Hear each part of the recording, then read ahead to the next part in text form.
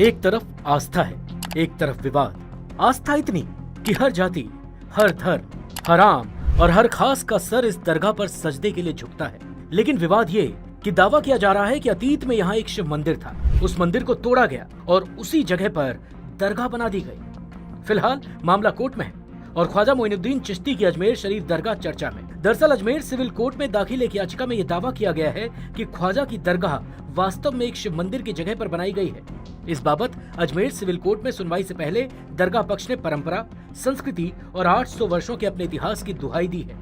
लेकिन याचिका दाखिल करने वाले संगठन हिंदू सेना का दावा है कि दरगाह का बुलंद दरवाजा, दरगाह की ऊपरी बनावट और वहां मौजूद दूसरी कई निशानियां इस बात की तरफ इशारा कर रही हैं कि दरगाह के अंदर महादेव मंदिर विद्यमान है। बता दें कि ख्वाजा मोइनुद्दीन चिश्ती एक प्रसिद्ध सूफी संत थे और उनके अजमेर शरीफ दरगाह सिर्फ भारत ही नहीं बल्कि दुनिया भर में प्रसिद्ध है।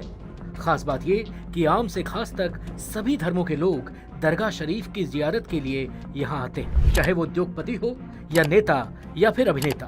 बॉलीवुड से अमिताभ बच्चन, अजय देवगन, कटरीना कैफ, प्रियंका चोपड़ा, कंगना रनौत, दीपिका पादुकोण, उर्मिला मातोंडकर, बिपाशा बसु, अक्षय कुमार, सोनाक्षी सिन्हा, संजय दत्त, अभिषेक बच्चन, करीना कपूर, शाहरुख खान जैसे तमाम नामचीन सितारों का यहाँ आना जाना लगा रहता है और इन तमाम सितारों ने अजमेर शरीफ दरगाह को लेकर अपनी आस्था और भावनाएं व्यक्त की है।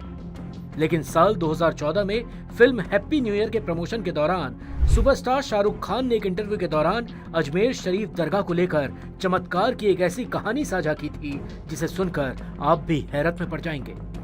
शाहरुख खान की ये कहानी खुद शाहरुख खान की ही आप बीती थी। बकौल शाहरुख खान ये बात उन दिनों की है जब शाहरुख स्टार नहीं थे बल्कि फिल्मों में जगह बनाने के लिए संघर्ष कर रहे थे। उन्हीं दिनों उनकी मां की तबीयत भी नासाज रहने लगी थी। शाहरुख कहते हैं कि मेरी मां की तबीयत ठीक नहीं थी। अपनी मां के लिए दुआ करने मैं उनके साथ ही अजमेर शरीफ दरगाह गया था। मेरी अम्मी ने सारे पैसे संभाल कर रखने के लिए मुझे दे दिए थे। कुल 5,000 रुपए थे, लेकिन पता नहीं कब कैसे वो 5,000 रुपए मेरी जेब से चोरी हो गए या गिर गए, मुझे पता नहीं चला। रिवायत के मुताबिक हम मन्नत मांगने के लिए चादर चढ़ाते हैं। जब हम चादर लेकर चढ़ाने के लिए जा रहे थे तब अचानक जब जेब पर मेरा हाथ गया तो मुझे पता चला कि मेरा पर्स गायब है।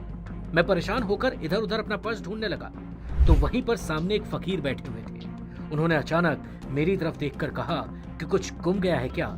मैंने कहा जी। फिर फकीर ने कहा 5,000 रुपए गुमे हैं क्या?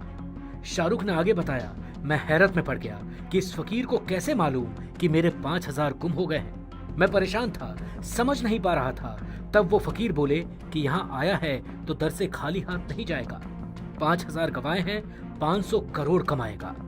शाहरुख आगे कहते हैं कि उस अजनबी फकीर बाबा की भविष्यवाणी सच होने के बाद उन्होंने कई बार उस बाबा की तलाश की, लेकिन दोबारा वो उन्हें फिर कभी नहीं मिले। बकौल शाहरुख खान, मुझे आमतौर पर इस तरह की बातों पर यकीन नहीं होता है क्योंकि हम सब पढ़े लिखे लोग सोचते हैं कि ऐसा होता नहीं होगा, लेकिन ये मेरे साथ हुआ है। ये मेरी खुद की आप बीती है। अब यहाँ ये बताने की जरूरत नहीं है कि शाहरुख खान आज किस मुकाम पर हैं और उन्होंने कितनी दौलत कमाई है, लेकिन शाहरुख खान की सफलता में उस फकीर का कोई योग है या ये सब महज एक संयोग? इस बात का फैसला अपनी समझ और विवेक के आधार पर आप खुद करें।